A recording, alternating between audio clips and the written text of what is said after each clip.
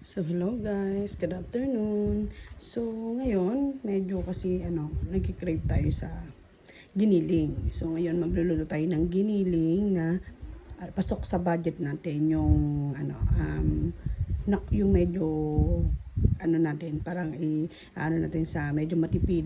Okay, so yung mga gagamitin natin ingredients, yung hindi natin masyadong mamahalan kasi nga 'di ba pag nagluto talaga tayo ng giniling is medyo expensive siya. So dun sa mga nanay na mga nagtitipid, so pasok to sa budget nyo. Okay, para lang masatisfy natin yung craving natin sa giniling. So ang una dyan, syempre yung pinaka main ingredients natin yung giniling na baboy. So ito yun. Okay, so itong giniling na baboy, so binili ko lang po yan sa Dali. So hindi ko naman pinupunot ang Dali, pero baka naman Dali, no? So ito is mura lang sa Dali. So 500 grams na siya. So parang kalahating kilo na siya. So 135 lang po yan. Yan, ganyan ang itsura niyan. Okay, and then, so meron ako ditong hotdog. So 2 perasong hotdog lang yan na hiniwa-hiwa ko. At yung sibuyas at bawang natin. Ayan. Tapos, ang gulay na gagamitin ko, so ito lang naman yun, yung carrots at saka patatas. So yung patatas ko, 2 peraso lang yan. Carrots, ganun din yan. So, ang bili ko niyan is, dito sa gulay ko is 14 pesos and 11 pesos yung patatas ko. So, parang lalabas lang siyang nasa 30 plus. Okay, then syempre yung aking tomato sauce. So, ang ginamit kong tomato sauce, hindi ako gumagamit ng tomato sauce talaga. Ang ginagamit ko yung pang spaghetti kasi mas gusto ko yung lasa ng ganito. So, ito, ilang ml ba to? 250 grams. So, ang bili ko dito is 30 pesos lang. Okay, so nakailan na tayo? Sabi natin 30, so 60. Sa hotdog natin is 17 isa. Okay, then meron akong gagamitin pampalasa dito, yung oyster sauce, nor, pork cubes, and yung magic sarap. So kung total natin to, so yung mantika natin, hindi na natin sasama sa budget kasi normally naman, meron na tayong mantika sa bahay natin na naka-stock talaga. So kung ito total natin to, ko lang ha, estimate ko lang. So, sabihin natin 135 and then 60 something. So, nasa 160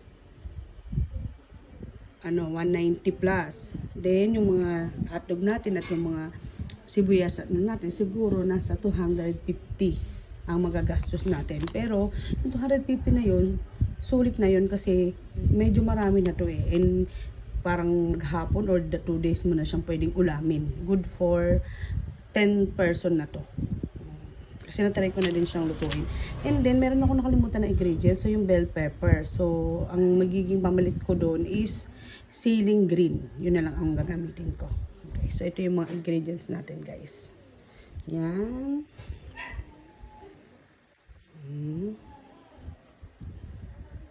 Yan. Tapos meron pa pala. Ito, paminta. So 2 pesos. Pamintang pino. So mag-start na tayong magluto.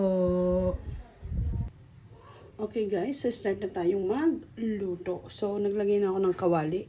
Yan, medyo mainit na yan. So lagyan lang natin siya ng konting mantika. Yan.